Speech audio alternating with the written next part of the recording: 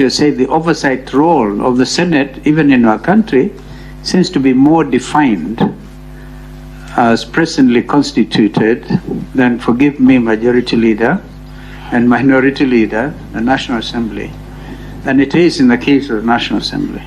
What would be your view? Wouldn't we probably just be candid about this?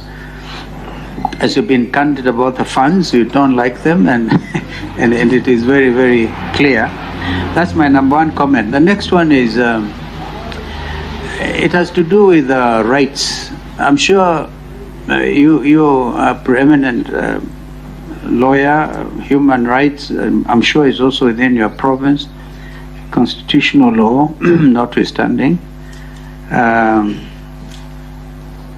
If you give a people a constituency, and then they hear that this committee, in its wisdom or lack of it, has come up with recommendations to do away with 190 constituencies, wouldn't you think that is disenfranchising our people?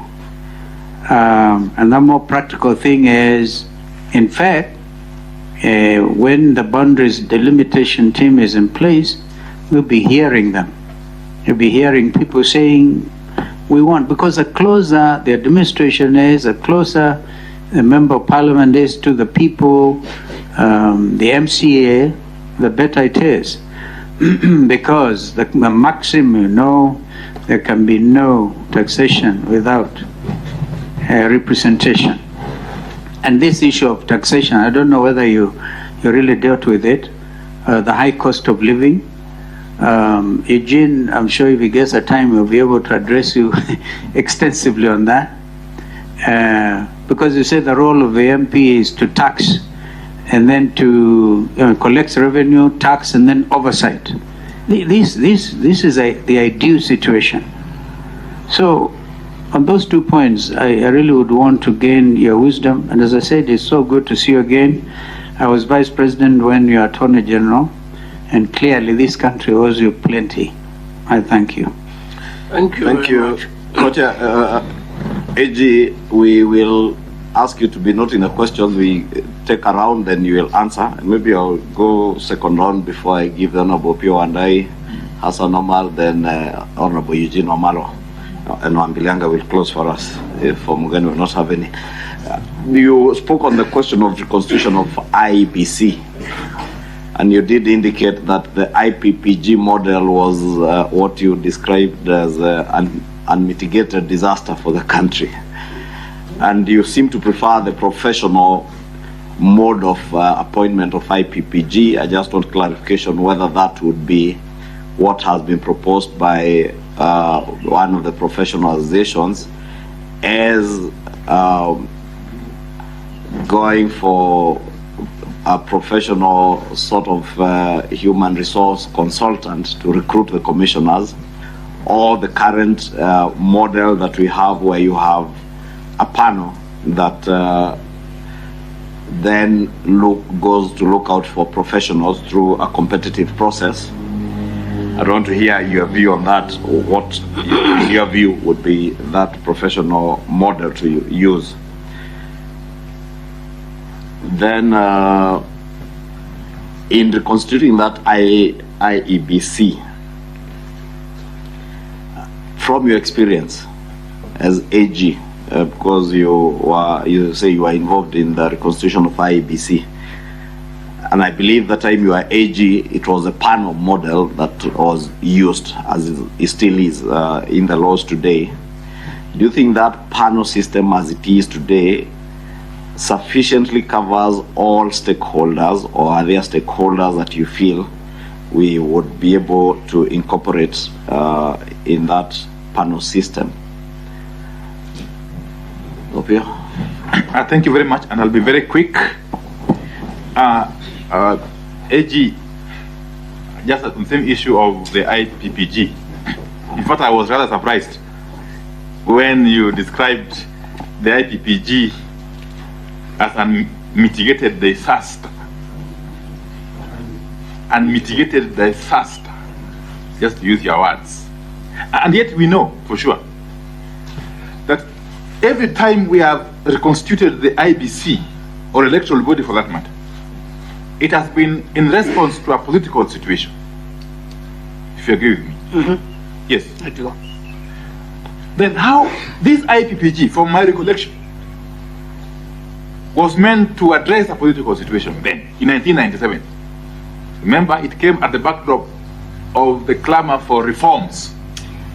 And the mantra then was no reforms, no elections. And it's also documented that the Electoral Commission that was born out of the IPPG supervised the 1997 elections. Okay? But it went ahead to supervise the 2002 elections. That has been billed as one of the best elections in this country. So then, and in fact, what happened thereafter is what perhaps could have led to a disaster, if I'm not wrong. Because in I think 2005, or thereabout, the then president, when at the expiry of the term of the Electoral Commission, then the IPPG Electoral Commission, unilaterally appointed commissioners to the commission against the wishes of the opposition, very strong wishes of the opposition. And the rest, as they say, is history. What followed then, you know. Then, what then would motivate you to describe IPPG wholesome as a disaster? Just let me understand. Yet, from where I sit, I thought it was one of the best approaches to dealing with the issue of inclusivity and consensus building. Two, you say you don't agree at all with the matter of revisiting the presidential elections of 2022. But it won't be helpful, it will be futile, to paraphrase you. But what do you make of the clear provision of Article 88, sub-Article 4H of the Constitution, which requires, let me just read, I don't know, perhaps, which requires the IBC to facilitate the observation, monitoring, and evaluation of elections. Elections, all types of elections, whether presidential, parliamentary, ward, and so on and so forth. From where we sit, we know the IBC has been able to facilitate the observation and monitoring of the 2022 elections. So far as the evaluation of those elections is concerned, nothing of the sort has been done. Would you be opposed to the evaluation of the elections as contemplated in Article 88 4H? Last, you say you have got no problem with the creation of the office of the leader of opposition. And you seem to suggest that the officer could sit in parliament. But you don't clarify further whether you want this office created within the framework of a parliamentary system, or presidential system, or some sort of hybrid system. Thank you. Okay, Omar. Thank you very much. My recollection is that probably the 1997 elections was by far one of the most violent, and they were actually mitigated by the IPPG Electoral Commission. Number two, I think there should be we are not revisiting the Supreme Court decision. That is settled. I do not think we want to create an impression, at least from our side, that we are in any way reopening the Supreme Court verdict or process. We are though open to listening to whether there is a process of auditing the processes so that we continue to improve on the systems and electoral management, but not to revisit in any way the decision of the Supreme Court. But my actual fundamental question to you is, on the issue of the ECOSOC rights, economic, social, cultural rights that you articulated yourself to. You know, our constitution talks in many regards about social justice. And there's a very radical understanding of what social justice is to make those who are worse off better off before those who are better off become well off. So there are those who are better off who are earning taxes or who are earning salaries, and you're asking them to support housing projects for the vulnerable. You're asking them to pay 2.75% to fund affordable and accessible healthcare under the UHC program. That is part of the dictates of the Constitution, that these programs cannot wait under the classical capitalism, that we first, all of us, make wealth before we start to disperse wealth. It must go concurrently. As we are making wealth, we must disperse wealth, and we must disperse part of these advantages that come to protect or to cushion the people at the lowest prism of our society.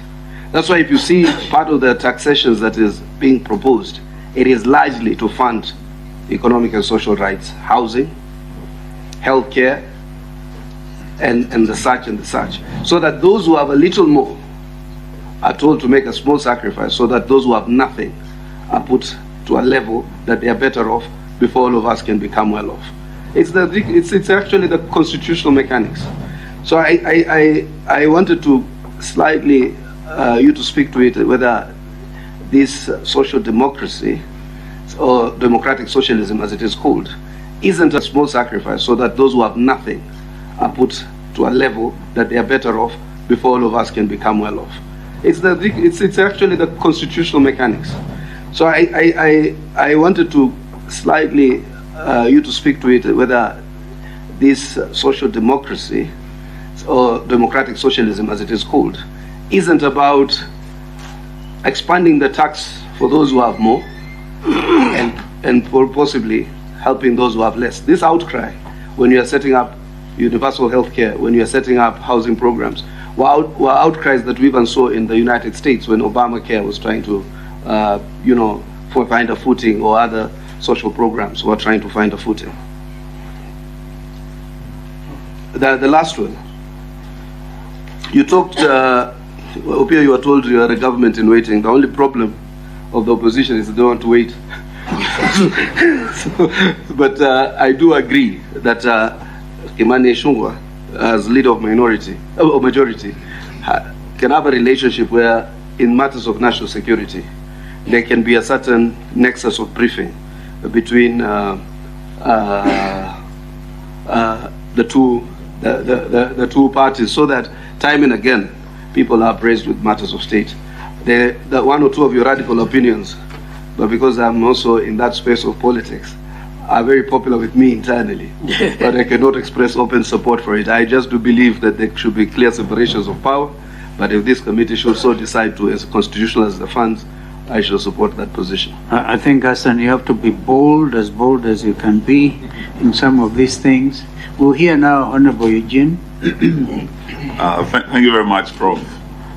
I think on the issues of electoral justice, there has been an issue about the last general election, and there are those who have described it as one of the best elections, or one of the most credible elections.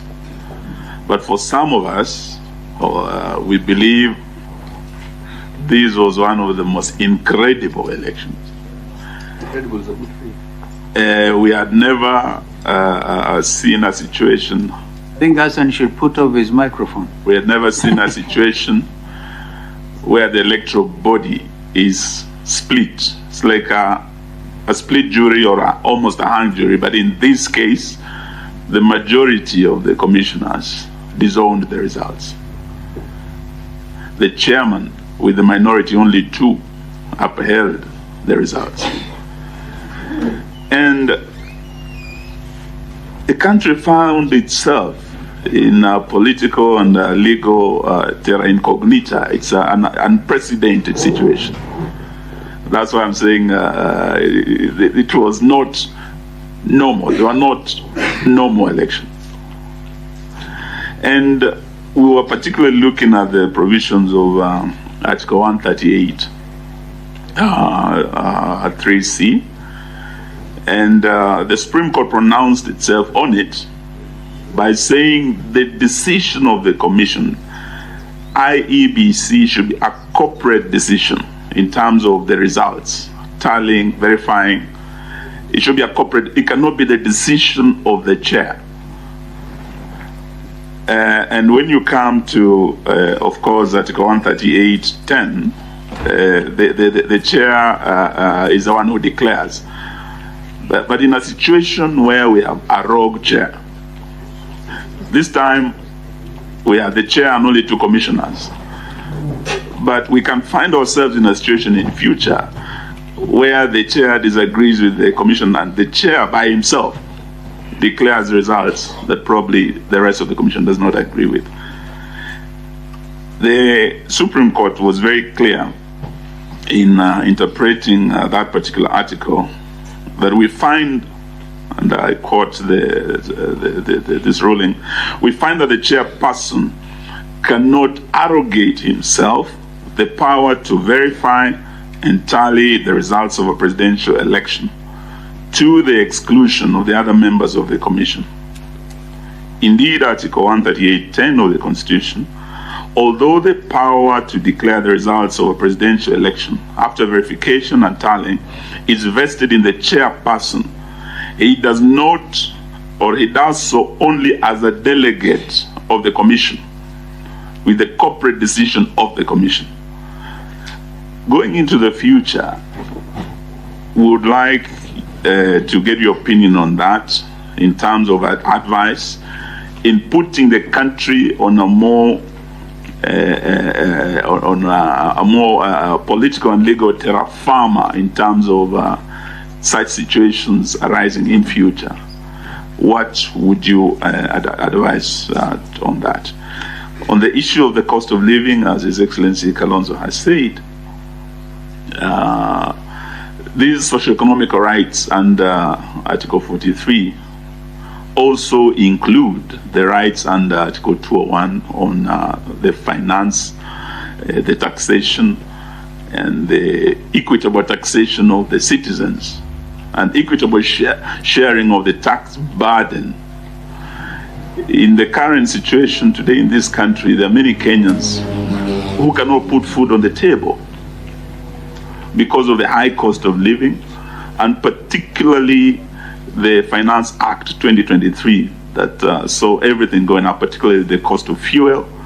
On fuel alone, we have almost 16 or so levies and taxes that have really increased fuel to unprecedented levels. And we're not talking of just the mamambogas in the village who have to pay over 33 shillings more for kerosene out there in the village. Life is becoming unbearable. Even our journalists here and professionals, anyone with a pay slip today is really an endangered species because of the many taxes. What would you advise? There have been proposals here, and we wanted to hear from you because it is a policy decision, and enjoyment of those socioeconomic rights under Article 43, it's not a favor from the government. Under Article 21, it is the fundamental duty of the state to ensure enjoyment of those rights by the citizen. In terms of policy measures, so if there are wrong policies that have been put in place that have overburdened the citizen, what would you advise in terms of probably reduction of some of the taxes or reviewing of some of those levies on fuel, on electricity? We really would like to hear from you so that we can, as a committee, make appropriate recommendations. Thank you. Go on. Yeah, I think Catherine was to go first. Thank you, Chair. And thank you, Professor, for your presentations. I am one of those who is actually going to agree with you on most of your popular presentations. These are very unpopular amongst politicians, but to some of us, they're very popular. I first want to associate myself with your comment on the 2022 elections and the presidential results. Actually, for the first time, compared to 1997, 2013, 2017, the 2022 was less problematic. This is just the simple reason. On the ballot and on the final day, actually Uhuru was whitewashed at the ballot so badly that he quickly conceded. And next, we also look at one other very unpopular point, and this is a very great idea, where on very fair basis, let us abolish the seat of women rep and create 2 seats in every constituency. The only biggest undoing with that point is the reduction of the constituencies. Is there a way, Senior Professor, which you can modify that point in such a manner that instead of reducing, let us look at a way and give us a formula, I know with your wisdom you can, of which we can have these 2 seats, 1 man and 1 woman, introduced in every constituency. And popular as it is, that is the best point that I've had in the better day of today. And clearly, it is clear you have said empowering a woman is like empowering the whole society. So I'm sure if the 2/3 gender rule was to take off, that is the best solution. And I even beg that this committee adopts that kind of policy. Thank you. Okoma. Thank you, Chairman. First, having listened to Prof, I'm one of those proud Kenyans who were taught by Professor. He welcomed me to University of Nairobi as a first-year student. The only thing that he was shocked about my person is when I told him the school I'd come from. He wondered whether I never knew that there was a school called Alliance and why I never went to Alliance. But, Correction, Senator, not a school. There was the school called Alliance. Yes, but I'm happy to see you, Prof. And we are really going to benefit, from your presentation. I hope there will be some written memo that you will leave behind that will assist us. Now, we are where we are because we are a country on crossroads. We are trying to find a solution to some of the problems we are facing. Just like the people who wrote the American Constitution in 1787 were trying to address the concerns of the 17 states that were trying to secede. And we need to get solutions that can fit into our own unique local circumstances. Now, on the issue of IEBC, we have had 2 scenarios. IBC commissioners picked through the IPPG model, and the one of 2007 picked through a very professional process where meritocracy was the guiding really thing and technical knowledge. But if you read paragraph 55 of the Supreme Court decision, the Supreme Court judges said all this, in our view, points to a serious malaise in the governance of an institution entrusted one of the monumental tasks of midwifing our democracy, an institution that obviously needs far-reaching reforms. That was the Supreme Court, and you have said you agree with the Supreme Court. Prof, I would want you to give a comment on whether you deem it to be a success story, the Electoral Commission of Mozambique that is picked through Parliament on the strength of political party representation with an input of civil society. after which they take oath of office to discharge their functions in a fairly professional manner. Would you, Prof, really have an objection to solve our problems? We also adopt a system that accommodates all the political heavyweights so that we have a confidence building process in the management of an election, and then we can have the technical staff in our constituencies, our counties, dealing with issues of running and managing an election.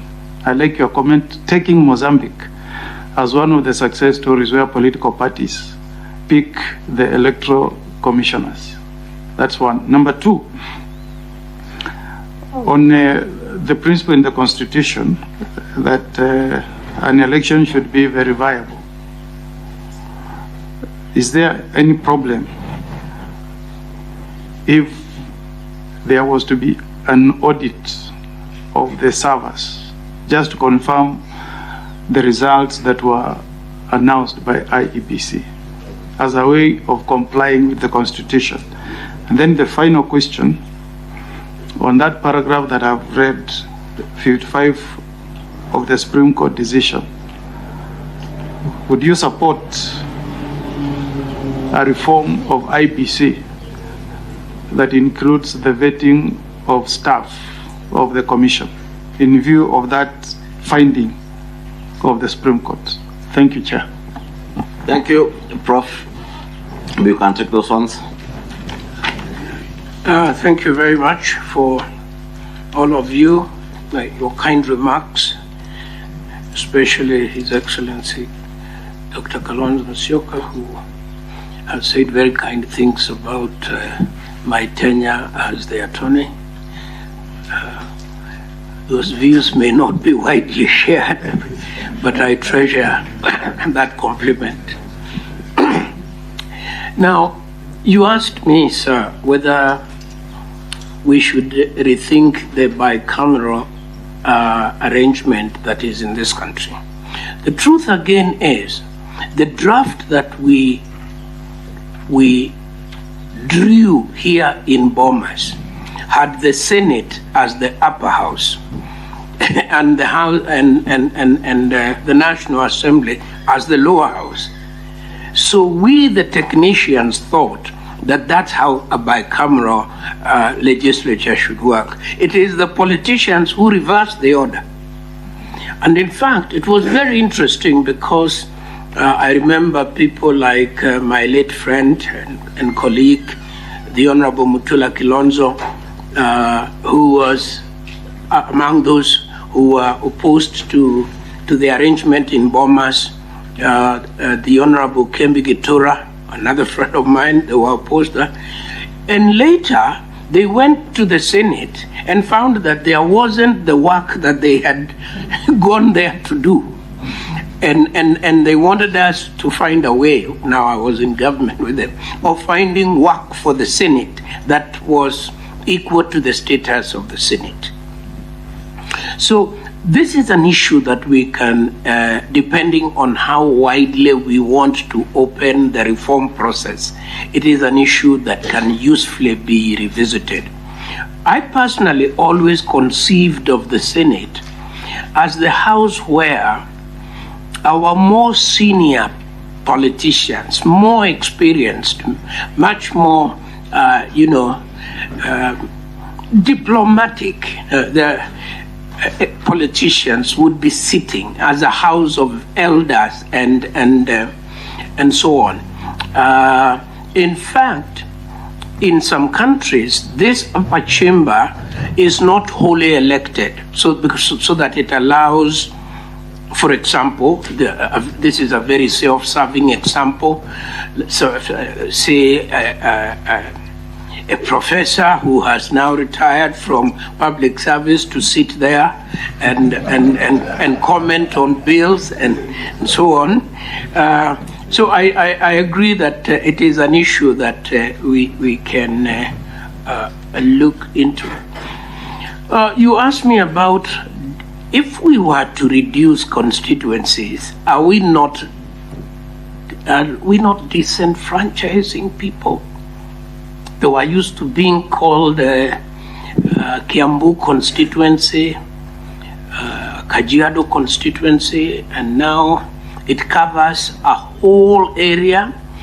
I think as long as the resources are available for distribution, I don't think that people would necessarily be seriously concerned. I come from a constituency, not where we are now, and I am not very sure where it reaches to the north. I don't know how far it reaches to the south. I do know that I am here, I have a member of parliament, and I'm happy. If tomorrow I was told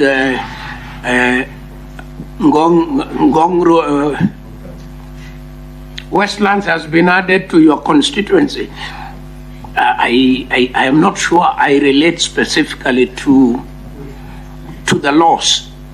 If there is efficiency, I think we want members of parliament to be capacitated. It's the resource question. If the MP has the resources to look after the I don't think wananchi worry so much whether they are next to each other or further away from each other. This cost of living issue, Your Excellency, this is we keep going round with it because essentially it's a resource issue. I think I personally have come to accept the fact that the government has no money of its own. The government has no money of its own. The government has only money raised through taxation, through borrowing, and through gifts. And we have a very complicated problem where I hear the public say, and it's a very important argument, stop taxing. Stop taxing. Kenyans usually also use the word stop overtaxing. Then they say stop borrowing. So stop borrowing and stop taxing and increase spending. Now that is an impossibility. I'm not an economist, but I am a man from the University of Life, and I know that in the University of Life, if you don't tax and you do not borrow and you have not been gifted by somebody, then you don't have it. So we must cut our cloth to fit our resources. I don't believe that we can tax ourselves out into progress. But I do think that the only thing that you can be certain as a human being is death and taxes. Those, they have to be. Now, without making light of that very important question, I think that there are tax policies, and I hear everybody around this room who is saying that tax policies must be stable. If they are not stable, an investor, and I personally worry a lot about local investors, not foreign investor. The local investor is not able to invest within a tax regime that changes too much, that is not stable. And therefore I agree with all those who have said that that is something we ought to look into.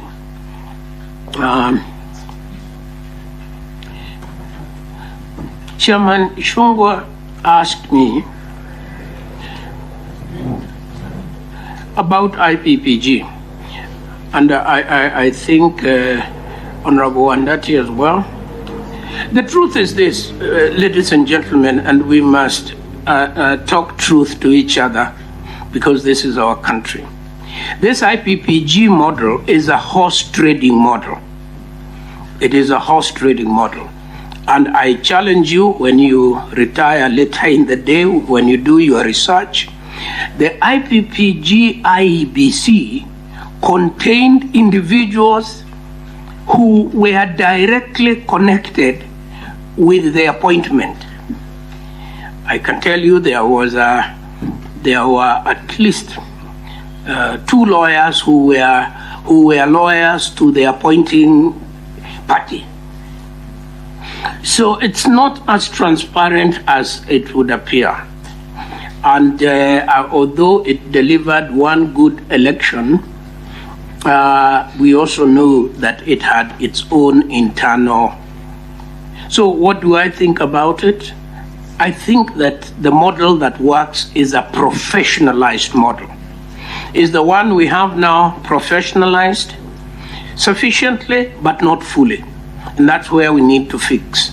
We need to fully professionalize. And this now brings me to the question by Honorable Andati. I agree entirely that part of the crisis that arose out of the unilateral appointments that came post IPPG, because those unilateral appointments created the political impression that there was no commitment to fairness. And I agree that that was not the right thing to do.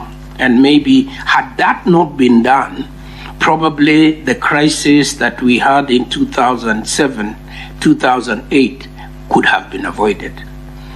But we have the hindsight of history.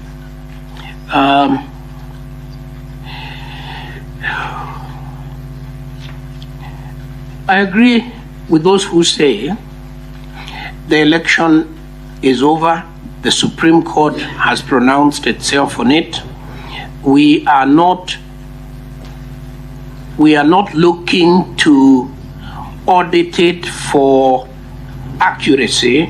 We are looking to audit process for improvement. Those are two different arguments, and my problem was with the first one, and I think my very good friend, the Honorable Amalwa, gave me the impression that like he would have wanted an audit that goes to an examination of outcome. That's what I said I don't think would be useful. An audit that would go to investigate whether there was system failure at any point and whether that system can be improved so that it never misfires again, I think that nobody would quarrel with that.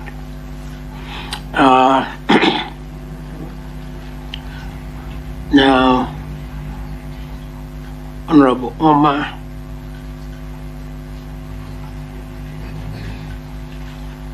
socioeconomic rights, Honorable Omar says, and where shall we fund this? Where shall we fund social justice from? And I would concede the argument that we must fund it from taxes. There is no other way to affordable housing. There is no other way to healthcare. There is no other way to schooling. There is no other way to a decent environment. We are just about to have an El Nino that will put hundreds of thousands of Kenyans living by the riversides of our country in grave and mortal danger. And the only way we can protect that is again to spend more. We have to spend more on protecting that. And unfortunately, I have a feeling we would have to either borrow or tax. And that is the reality of it.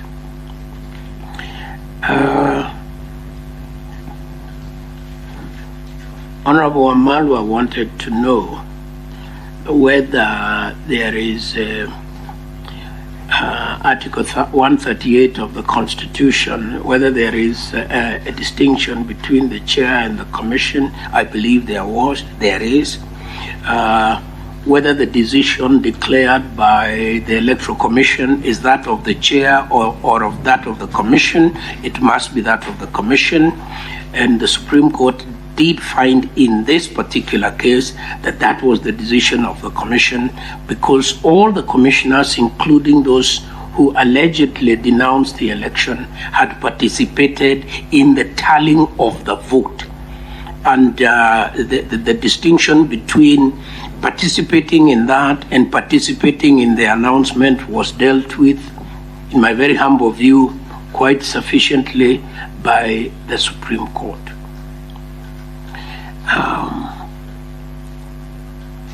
Equitable taxation, again, I agree with that. I agree that taxation must create equity.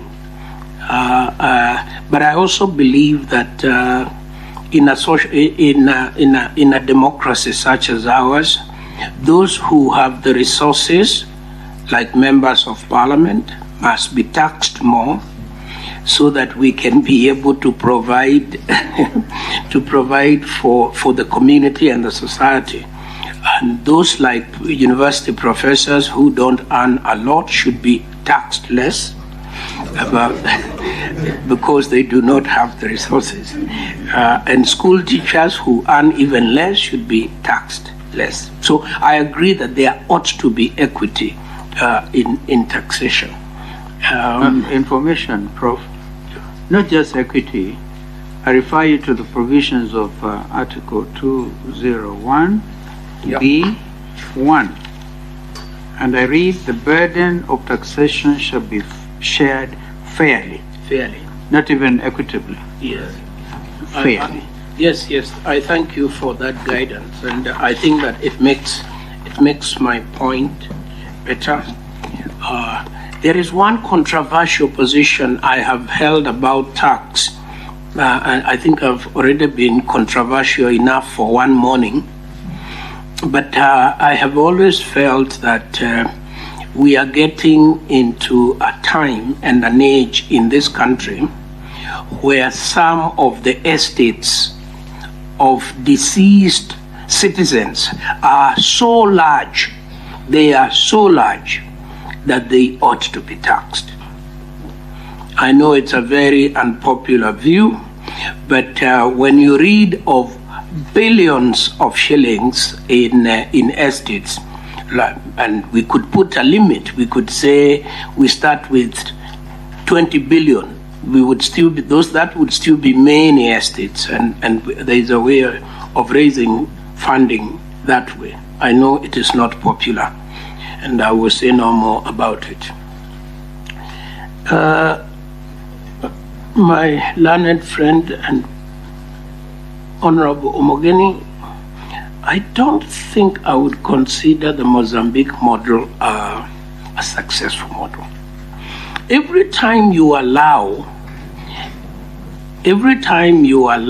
a person to be the appointing authority in respect of a commission that would determine his own fate as a politician, I think you create a temptation. And I want to remind my friend, the Honorable Omogeni, in the beginning at independence, we didn't even have, there was no electoral commission. You remember there was a man called Montgomery. Montgomery was an officer in the AG's office. He was answerable to Charles Jonjo. So Charles Jonjo conducted the elections through Montgomery.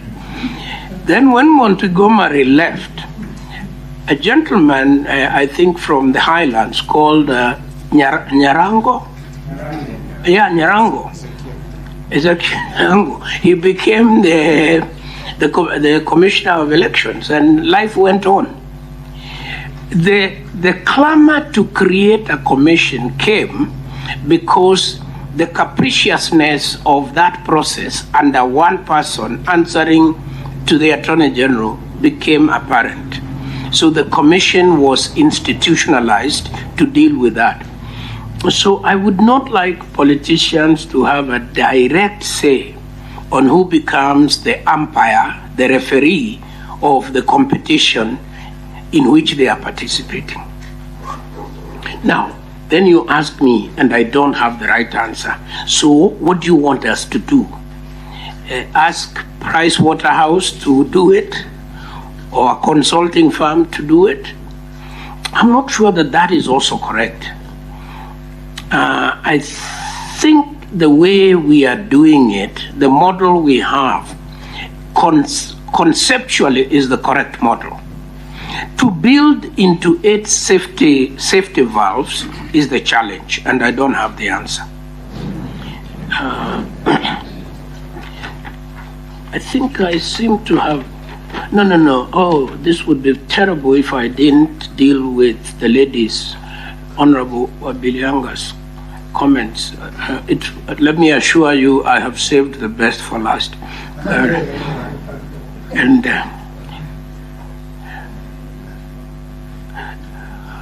If we increase the number of constituencies, now, and we go back to our conundrum, if we increased Parliament to 500 members, we will double expenditure, and we will need to tax more, and our basic problem then will be multiplied.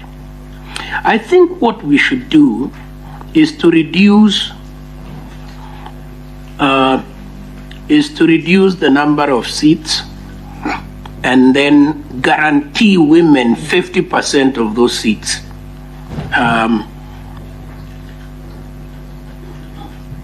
That is less problematic. And I don't want to say anything about Parliament. About the Senate. I think the Senate is of a reasonable size. I think the Senate is of a reasonable size. And this problem, if we call it the problem of the gender problem, you can see how problematic it can be when you look at the counties. Because then down there, the top up to achieve the required proportions can result in a really bloated assembly. So I would like to stop there, Mr. Chairman. We have to thank you for those observations. And you know, Prof, I came in at the tail end of your presentation, so I now must moderate my compliments, if you allow me. Yes. Because I may not necessarily agree with everything you said, particularly on the issue of taxation. That's why I referred you to Article 201 and fair taxation. Today, our policemen are actually having a negative payslip. On the one hand, something was added to them, and then the take-away package is minus. I don't even know if we are now taking them to Haiti, what the whole thing would mean. And of course, on Haiti, I would opine that these things should really first go to Parliament. That, I think, is how ideally should be. That's not for our discussion. But you know, you were on record. I hope you pronounce yourself on that, Prof, that during the last presidential election, were you amicus or you actually on one side? That would have been very important, because coming out strongly as you do on the outcome, the pronounced outcome by the highest court in the land, and the subsequent clamor for these things, including what Omgen was saying, really, I think it's important. Now, Mozambique, as we all know, was basically a country that went through serious struggle. And even now it is actually under threat of religious insurgency in the north. And you know the main players, Frelimo and Renamo, the political reality at the time meant that the leaders of those two political formations, a country coming out of conflict, and this country actually had to help Mozambique, specifically in some of those areas. You may remember the role of Bethel Kiplagat, the late Bethel Kiplagat played in trying to assist the people of Mozambique. To opine is what you're calling mitigated disaster of IPPG is what actually delivered, because when you have two strong appointing authorities and they're sitting at the level of a commission, then clearly the balance of terror, if you like, is what will deliver results, and that's what happened in 2002. I don't think we need to belabor the point, but we hear you, and I personally have the highest of esteem for you, Prof, and continue being close. If you can add your reflections and give us something in writing, it will be very useful for us. I'll try to do that, and thank you.